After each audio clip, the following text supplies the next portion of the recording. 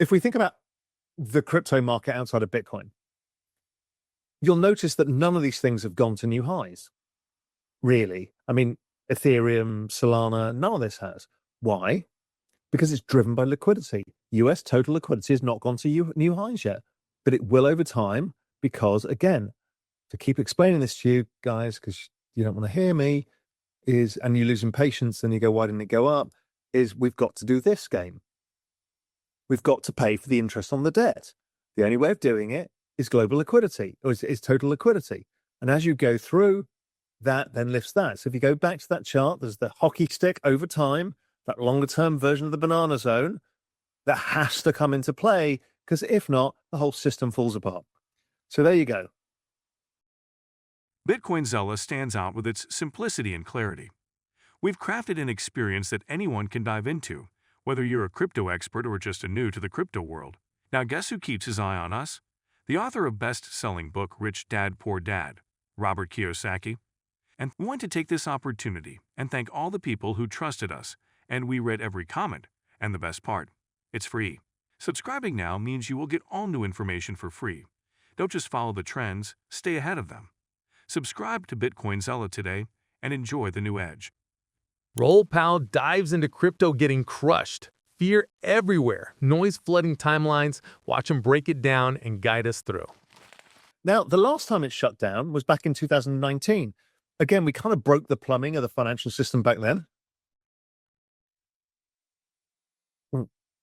So good. We broke the plumbing back then.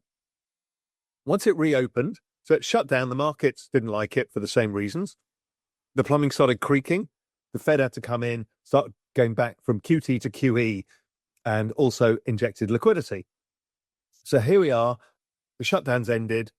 It takes a while before the money starts flowing. So the TGA's only just kind of released $40 billion, but we're expecting like $200 billion or $250 billion over the next 2 months.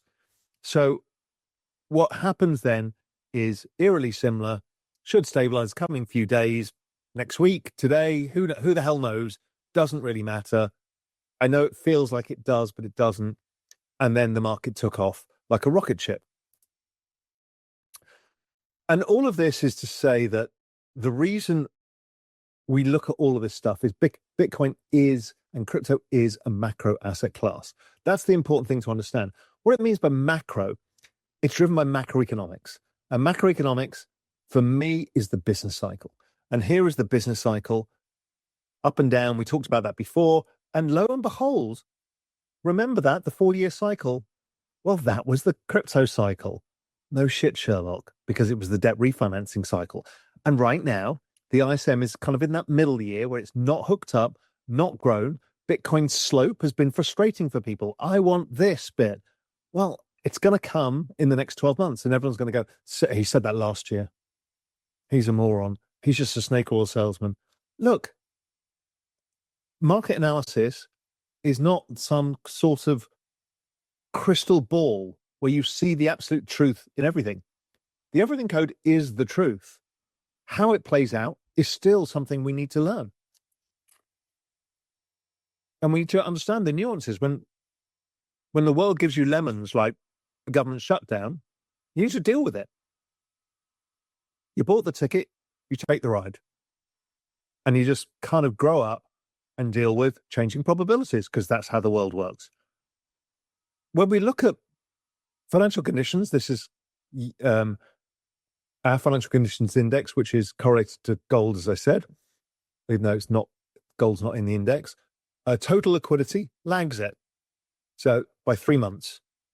So it's suggesting that liquidity should start rising, which makes sense because we know what we've got to do. We've got to pay the debt, and we know that the TGA is going to be drained, and the QT is going to finish, and the Chinese are increasing their balance sheet, and we got regulatory changes coming, and we got rate cuts coming, blah, blah, blah, blah, blah. And the ISM, the business cycle, follows that. So the next thing for the business cycle is to go higher. Business cycle going higher means we'll have money in our pockets. It goes into risk assets, and that increases the price of crypto. It's not that complicated, but nobody wants to believe it because you're looking at 5-minute charts and scratching your nuts, wondering what's going on. Tension is rising across the Bitcoin community as supporters rally behind strategy and call for a growing boycott of JP Morgan. The uproar began after news spread that MSCI, the major index provider, is planning to exclude crypto treasury companies from its indexes starting January 2026. JP Morgan circulated this update in a research note, sparking immediate backlash from vocal Bitcoin advocates. Grant Cardone responded by announcing he had pulled $20 million from Chase, accusing the bank of wrongdoing and backing the boycott. Max Keiser amplified the movement even further, urging people to crash JP Morgan and buy Strategy in BTC, fueling a wave of frustration online. Many fear that removing crypto treasury companies from indexes like the Nasdaq 100 could trigger forced sell-offs by funds restricted to specific asset types, potentially dragging crypto markets downward. Strategy founder Michael Saylor pushed back strongly, clarifying that Strategy is not a passive fund or trust, but a Bitcoin-backed structured finance company that actively builds and operates. Under the proposed changes, any treasury company with 50% or more of assets in crypto would lose index eligibility, creating pressure to either reduce holdings or risk losing passive capital flows. Analysts warn that sudden sell-offs from affected companies could intensify volatility across digital assets. You can't do stuff like that. It doesn't work. And demanding that you get paid. You can make all the demands you want. The market doesn't give a shit. And once you learn that, it's much easier to deal with. So at the ISM, we're seeing that it's some of the surveys are starting to increase sharply as the tariff stuff happens and people start getting more comfortable. What we've seen is like Empire survey started going up. It can diverge, obviously, but I think we will see the ISM starting to come up. Bitcoin is already priced in the ISM really quite low at about 47. So Bitcoin's diverging from these surveys as well right now, because I think there's a liquidation going on in Bitcoin, because liquidity is starting to come back in.